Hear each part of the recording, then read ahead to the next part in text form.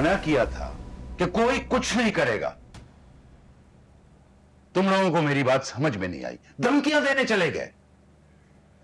और अब भी बजाय अपनी गलती मानने के टेंशन दिखा रहे हो। सबर नाम की कोई चीज नहीं है तुम लोगों में। हाँ नहीं है, और आप में भी ना होती अगर आप मेरी तरह लॉकअप में रह के आए होते।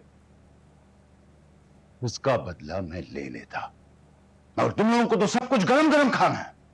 तो क्या आपकी तरफ ठंडे होकर? आहत, तुम्हारे तायाबा बिल्कुल सही कह रहे हैं। जब केस खत्म हो गया था बेटा, तो उसके ऑफिस जाकर बात बढ़ाने की क्या जरूरत थी? मुझे नहीं पता था मॉम कि आप 4 पुलिस वाले देख के बिलाल से इतनी इंप्रेस हो जाएंगी। और आप तो ईमान से ही डर गए। उसके सामने तो घुटने टेक दे। अहद, बात घुटने टेकने या डरने की नहीं है। मैं देखना चाहता था कि ईमान ये सब कुछ, इतना बड़ा रिस्क किसकी शय पर ले रही।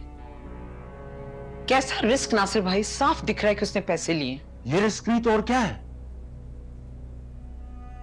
उसने हम सबको अपना दुश्मन बना दिया। चलें, अब तो आपको पता चल गया ना कि वो ये सब बिलाल की शय पे कर रही है, तो अब आप क्या करेंगे? तो ये अब पता चला है ना। ठीक कह रहा है आहत, बिल्कुल। बिलाल हमें यहां अपनी ताकत दिखाने आया था, रोब जमाने आया था हम पे, वरना इससे पहले उसे कभी अपनी या जारा की प्रॉपर्टी में कोई इंटरेस्ट था ही नहीं। मुझे तो ये समझ नहीं आता कि वो डिप्टी कमिश्नर कैसे बन गया। वो तो सारा वक्त घर के कामों में बिजी रहता था। आहद,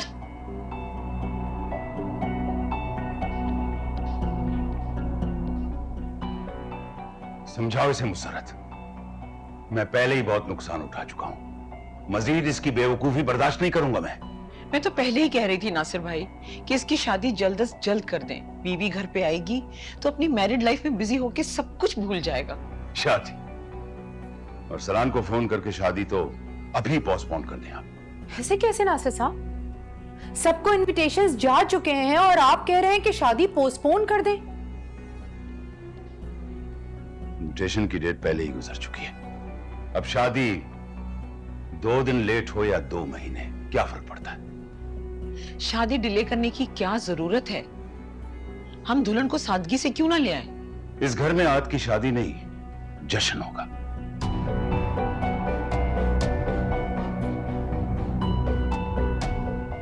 और जश्न दुश्मन को नेस्त नाबूद करने के बाद बेफिक्र होकर मनाया जाता है, ताकि आने वाली को यह पता चले कि वो आई कहां है।